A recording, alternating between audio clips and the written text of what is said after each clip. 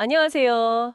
오늘 저희가 같이 볼 자료들, 이게 블록체인과 탈중앙 금융, 디파이라고 하죠. 이쪽 세계를 다루고 있습니다. 특히 좀 흥미로운 개념 세 가지, 검열 저항성, 자기 주권 금융, 그리고 퍼미션레스. 여기에 좀 집중해 보려고 해요. 주신 자료들 보니까 이게 어떻게 보면 더 자유롭고 사용자 중심적인 금융 시스템을 만들 수 있는지 그 가능성과 또 현실적인 문제들 한번 제대로 파헤쳐 보죠. 네, 맞습니다. 이 세 가지 개념들이 서로 막 얽혀 있어요. 그리고 기존 금융 시스템하고는 접근 방식 자체가 좀 다르죠. 여기서 재밌는 건 보내주신 자료길 속에서도 이 개념들이 서로 어떻게 영향을 주고받는지, 어떨 땐 되게 이상적으로 그려지다가도 또 어떨 땐 예상 못한 문제점을 확 드러내기도 하고 그런 다양한 관점들이 보여요. 맞아요. 그중 하나가 바로 검열 저항성이잖아요. 누구도 내 거래를 막을 수 없다. 약간 이런 느낌인데 보내주신 자료 중에 어떤 기사 보니까 특정 국가에서 시위 자금 모을 때 이 기술을 썼다. 이런 구체적인 사례가 나오더라고요. 되게 인상 깊었어요. 은행이었으면 절대 불가능했겠죠. 그렇죠. 보통 금융 시스템에서는 정부나 은행이 나서서 특정 거래 막거나 계좌 얼려버릴 수도 있잖아요. 근데 비트코인 같은 암호화폐는 이론적으로는 누구 허락이나 검열 없이 그냥 보낼 수 있는 거죠. 게임 아이템 생각해보면 회사가 마음대로 뺏어갈 수 있지만 내 지갑 안에 있는 NFT는 그건 내 거잖아요. 내가 통제하는 거고. 그래서 이게 금융 접근성을 높인다거나 재산권을 보호하는 데 기여할 수 있다. 이런 분석들이 많아요. 하긴 그렇네요. 근데 또 다른 자료에서는 이 검열 저항성이라는 게 불법 자금 세탁이나 테러 자금 조달 같은데 악용될 수 있다. 이런 걱정도 엄청 하더라고요. 게다가 거래가 한번 딱 확정되면 되돌릴 수가 없잖아요. 그 거래의 최종성이라고 하던데 그래서 사기 같은 거 당했을 때 구제받기 어렵다 이런 문제도 지적하고요. 편리한 만큼 위험도 따른다. 이런 걸까요? 정확해요.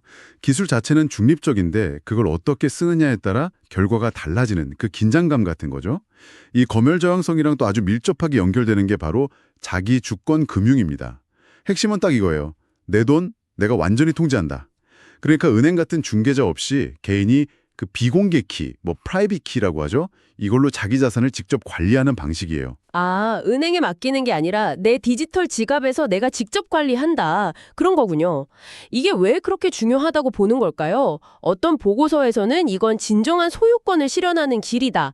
이렇게까지 강조하던데요. 네, 그게 왜냐하면 은행은 우리 돈을 보관해 주지만 동시에 동결시키거나 이체를 제한할 힘도 갖고 있잖아요. 근데 자기주권 금융에서는 내가 키를 쥐고 있으니까 누구도 함부로 내 자산을 뺏거나 쓰지 못하게 막을 수가 없는 거죠. 이론상으로는요. 이게 또 신분증명이 어렵거나 은행 시스템 이용하기 힘든 사람들한테도 금융 서비스를 이용할 길을 열어줄 수 있다. 이런 잠재력이 있는 거고요. 와, 진짜 혁신적이긴 한데요. 근데 다른 한편으론 그 비공개 키를 만약에 잃어버리면 그건 그냥 다 날아가는 거잖아요. 보내주신 사용자 후기 중에도 그런 얘기가 있었어요.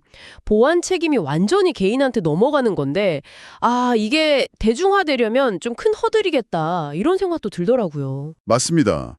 그 자유만큼이나 책임이 무거워지는 거죠. 해킹이나 피싱 위험도 스스로 알아서 대비해야 하고 사용법도 아직은 좀 복잡하고요. 자, 여기서 이제 자연스럽게 퍼미션리스 개념으로 넘어가게 돼요. 허락 없이 누구나 참여 가능하다 이 뜻인데요. 마치 누구나 들어갈 수 있는 공원 놀이터처럼 특정 기관 승인 같은 거 없이 그냥 블록체인 네트워크나 디파이 서비스에 접근하고 쓸 수 있다는 거죠. 이 퍼미션리스 덕분에 혁신이 막 폭발적으로 일어난다? 이런 분석이 되게 재밌었어요. 그 머니레고라고 부르던데요.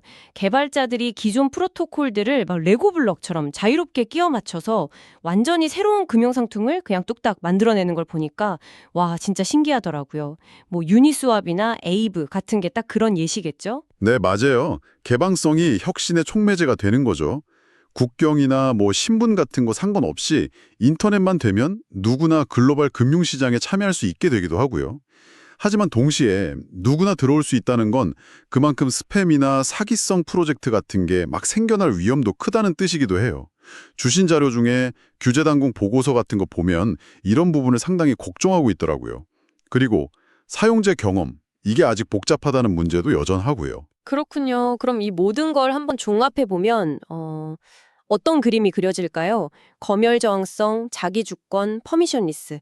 이게 분명 사용자한테 더 많은 통제권, 더 많은 자유를 주긴 하는데 동시에 상당한 책임이랑 위험 부담도 같이 주는 뭐랄까 양날의 검 같다는 느낌이 드네요. 네, 정확히 보셨어요. 이 원칙들은 기존 금융 시스템의 어떤 권력 구조에 도전하는 거죠.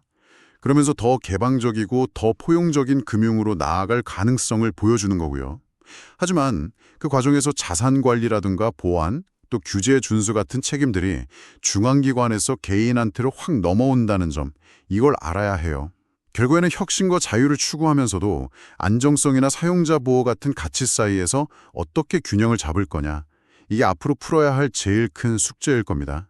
금융의 미래가 이렇게 개인의 권한과 책임을 더 강조하는 쪽으로 간다면, 글쎄요, 이런 변화 속에서 당신은 어떤 준비를 해야 할까요? 어쩌면 기존의 금융 지식 말고도 스스로 정보를 좀 검증하고 디지털 자산을 안전하게 관리하는 그런 새로운 기술이나 습관 같은 걸 익혀야 할지도 모르겠습니다. 한 번쯤 고민해 볼 만한 질문인 것 같네요.